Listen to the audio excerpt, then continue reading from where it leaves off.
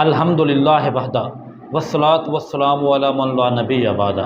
अल्लाहुम्मा या मुसब्बिबल इसबाब व या मुफत्तिहल अबवाब व या दलीलुल हायरीन तवक्कलतु अलैका या रब्बुल आलमीन। बिस्मिल्लाहिर रहमानिर रहीम वला तक़ूलु सलासा। मुअज़्ज़ज़ नाज़रीन, जैसा कि आप जानते हैं कि इस दुनिया में तकरीबन अगर हम मज़ाहब की बात करें तो सबसे बड़ा मज़हब क्रिश्चियनिटी है, जिसके फॉलोवर की तादाद तकरीबन 2.6 बिलियन है। और उसके बाद दूसरे नंबर पे जो सबसे बड़ा मज़हब है वो इस्लाम है, जिसके फॉलोवर की तादाद तकरीबन 2 बिलियन से ज़्यादा है। लेकिन इस्लाम, यहूदियत और ईसाईयत ये तीन बड़े इल्हामी मज़हब हैं जो हज़रत नूह अलैहिस्सलाम के बेटे साम की नस्ल से तस्वर किए जाते हैं। तो आज हम देखेंगे ईसाईयत का अकीदा क्या है और वो किस तरह गलत है।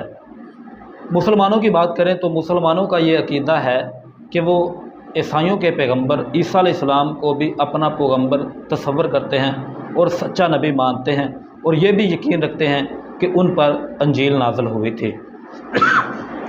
उसके बाद यहूदियों के पैगंबर हज़रत मूसा अलैहिस्सलाम जिन पर तौरात नाज़िल हुई थी, उसको भी मुसलमान एक सच्चा पैगंबर मानते हैं और अपना नबी तस्वर करते हैं। लेकिन उसके मुकाबले में ईसाई हज़रत मोहम्मद सल्लल्लाहु अलैहि वसल्लम को सच्चा नबी नहीं मानते। इस तरह यहूदी भी मोहम्मद सल्लल्लाहु अलैहि वसल्लम को नहीं मानते, बल्कि यहूदी हज़रत ईसा को भी एक सच्चा नबी तस्वर नहीं करते। उनको भी वो कज़्ज़ाब और बास्टर्ड तक के लफ्ज़ इस्तेमाल करते हैं। असल में जो मैंने आयत पढ़ी है वला तक़ूलु सलासा, डोंट से ट्रिनिटी, यानी मत कहो कि तीन। ईसाइयों का ये अकीदा है कि खुदा तीन में से है या तीन में से एक, एक में से तीन, तस्लीयत ट्रिनिटी, यानी वो जो खुदा है उसको बाप तस्वर करते हैं, हज़रत ईसा अलैहिस्सलाम को बेटा, बाप, बेटा और होली गोस्ट, इस तीनों को वो तस्लीयत कहते हैं, यानी ये सब ही खुदा है। या कुछ ईसाइयों के ऐसे भी फ़िरके हैं जो हज़रत ईसा अलैहिस्सलाम को खुदा तस्वर करते हैं, और कुछ ऐसे हैं जो हज़रत ईसा अलैहिस्सलाम को खुदा का बेटा मानते हैं। लेकिन ये तस्वर कुरान मजीद के मुताबिक बिल्कुल गलत है। ईसाई मिशनरी जो कि पूरी दुनिया में मशहूर हैं अपने प्रोपागेशन के लिए, अपनी प्रीचिंग के लिए, और ये एक इल्मी बात मैं आपको बताता चलूँ कि दुनिया में दो ऐसे मज़हब हैं जो अपने मज़हब की फुल प्रोपागेशन और प्रीचिंग करते हैं, ईसाईयत और इस्लाम। ईसाईयत क्रिश्चियन मिशनरी आपको पूरी दुनिया में हर कोने में दिखाई देंगी। इसी तरह इस्लाम के फालबर इस्लाम को पहुंचाते हुए मुख्तलिफ़ जमातों की सूरत में आपको पूरी दुनिया में दिखाई देंगे। लेकिन क्या आपने कभी गौर किया है कि ईसाई मिशनरी का बजट मुसलमानों की मिशनरी से हज़ारों गुना ज़्यादा है, लेकिन फिर भी यूरोप और अमेरिका में तेज़ी से फैलने वाला मज़हब इस्लाम ही है। 1857 की जंग आज़ादी के बाद सब कॉन्टिनेंट में क्रिश्चियन मिशनरी इंटर हुई, इस तस्वर से कि उसके बाद यहाँ पे अफलास है, गुर्बत है, मुफलसी है, लोग बेरोज़गार हैं। हमेशा वही ज़मीन सबसे ज़्यादा मज़हब के चेंज होने के मामले में ज़रख़ेज़ साबित होती है जहाँ पर गुर्बत और अफलास हो। जैसा कि बांग्लादेश में बहुत गुर्बत थी, और ईसाई मिशनरी खुद ये तस्लीम करते हैं कि बरसगीर में बांग्लादेश की ज़मीन ईसाई मिशनरियों के लिए सबसे अच्छी साबित हुई। इसी तरह 1857 की जंग आज़ादी के बाद एक उनका बहुत बड़ा प्रीस्ट, रेवरेंड फाउंडर, वो भी यहाँ एंटर हुआ सब कॉन्टिनेंट में। जामिया मस्जिद दिल्ली में, कोलकाता में उसने ये ऐलान किया कि अगर कोई मुसलमान स्कॉलर मुझसे डिबेट जीत लेता है तो मैं इस्लाम कबूल करने के लिए तैयार, और अगर वो हारे तो वो क्रिश्चियनिटी कबूल करे। पूरे बरसगीर में लोगों के लिए ये कोई अच्छी खबर ना थी, क्योंकि वो आपस में मुख्तलिफ मुनाज़रे करते थे, तो उनके लिए ये एक बहुत अजीब मौका था। तो कोई भी बड़ा से बड़ा आलम, क्योंकि उस ज़माने में मुसलमानों के यहाँ बाइबल की तालीम का तस्वर नहीं तस्वर किया जाता है। आज के ज़माने में तो हम देखें शेख अहमद दिदात, जाकिर नाइक जैसे लोगों ने ईसाईयत का और यहूदियत का मुकम्मल मुताला किया है, और पोप के सामने बैठने से भी वो नहीं घबराते। उस ज़माने में इतना तस्वर नहीं था, कोई आलिम दीन नहीं था जो ईसाईयत पर अबूर रखता हो। तो एक आलिम था मौलाना अब्दुल अज़ीज़ दहलवी, जो कुछ जानता था ईसाइयों के बारे में, तो دہلی کے جو اسٹوڈنٹس تھے انہوں نے مولانا عبدالعزیز دہلوی کو اس بات پر راضی کیا کہ آپ ریورنڈ فاؤنڈر سے ڈیبیٹ کریں۔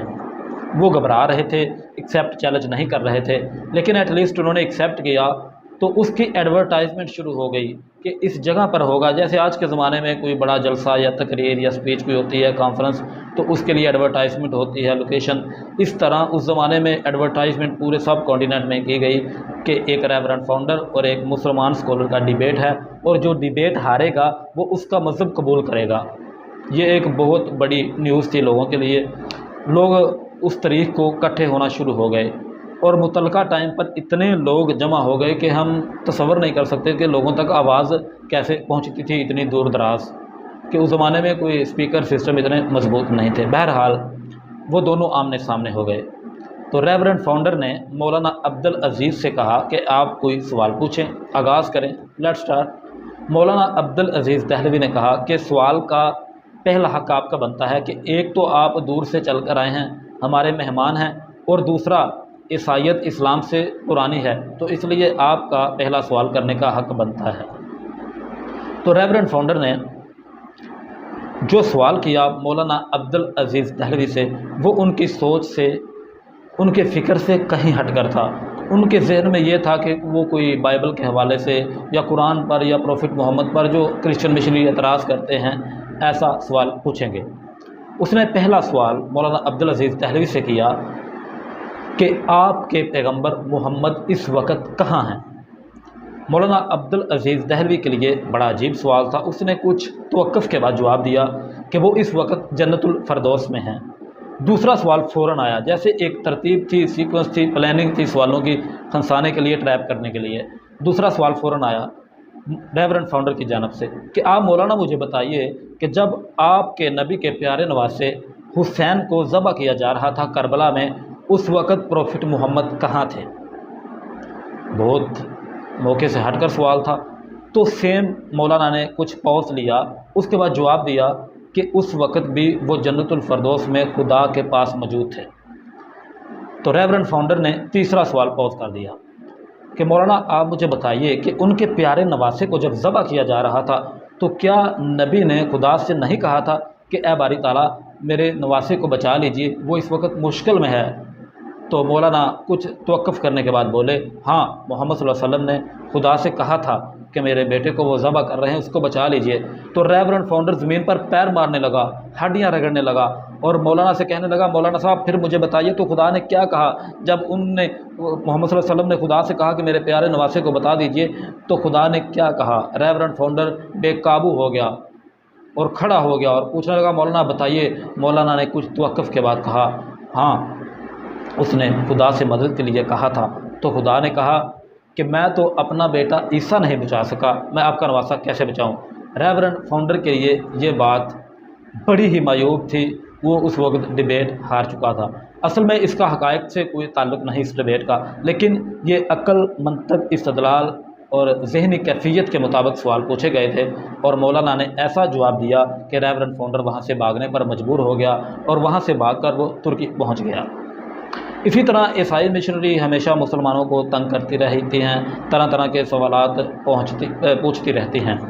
اسی طرح کا ایک اور واقعہ ہے کہ ایک عرب شیخ تھا، کرسچن مشنری اس کے ہاں پہنچی تو انہوں نے عرب شیخ کو بھی ٹریپ کرنے کے لیے مختلف طریقے اپنانا شروع کر دیے۔ وہ ڈیلی عرب شیخ کے پاس جاتے، اس سے کہتے کہ مسلمان آپ ڈیلی 5 وقت وضو کرتے ہو، نماز پڑھتے ہو، غسل کرتے ہو، رمضان کے روزے اتنی گرمی رکھتے ہو، آپ کیوں نہیں کرسچینٹی قبول کر لیتے؟ خدا نے خود کفارہ بن کے اپنی سزا دنیا میں لے لی ہے اور آپ جنت میں جاؤ گے۔ یہ بہت تنگ کرتے تھے مولانا عرب شیخ کو۔ تو ایک دن عرب شیخ نے سوچا کہ اس کو کس طرح دفع کیا جائے، بھگایا جائے۔ تو اس نے اپنے ملازم سے کہا، عرب شیخ نے، کہ جب یہ صبح آئے میرے پاس، یعنی کرسچن مشنریز کا بندہ، تو تم نے آ کر میرے کان میں کچھ سرگوشی کرنی ہے۔ اس نے کہا ٹھیک ہے۔ وہ آیا، جب کرسچن مشنری کا بندہ پریچنگ کر رہا تھا عرب شیخ کو، تو وہ آیا تو اس نے آ کر کہا، کچھ کان میں سرگوشی کی، تو عرب شیخ رونے لگا اونچی اونچی آواز میں۔ تو کرسچن مشنری کا جو بندہ تھا وہ بار بار پوچھتا ہے کہ آپ کیوں رو رہے ہیں، بتائیے۔ اس نے کہا بہت ہی بری خبر ہے، میں آپ کو بتا نہیں سکتا۔ اس نے کہا نہیں، کوئی نہ کوئی سلوشن ہوگا، آپ مجھے بتائیے۔ تو عرب شیخ نے کہا کہ وہ بندہ کہہ رہا ہے کہ جبرائیل علیہ السلام وفات پا گئے ہیں۔ تو اس نے کہا کہ بیوقوف، क्या फरिश्ते भी कभी मरते हैं? तो अरब शेख ने कहा, अरे पागल, तू मुझे कह रहा है कि खुदा मर चुका है, उसने कफ़ारा कर लिया है। यानी वो बेबस होकर वहाँ से भाग गया।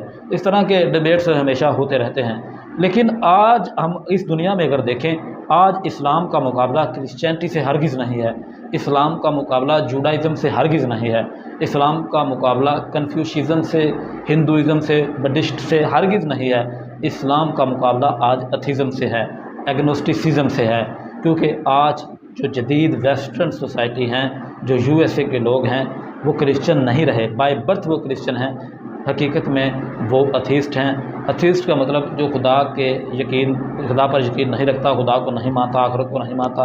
एग्नोस्टिक का बंदा जो ये कहे कि हाँ हो भी सकता है खुदा हो, लेकिन वो कोई मंतकी दलील ना कहे खुदा यकीन लाने की। तो नाज़रीन, अगर आपको हमारी वीडियो अच्छी लगे तो इसको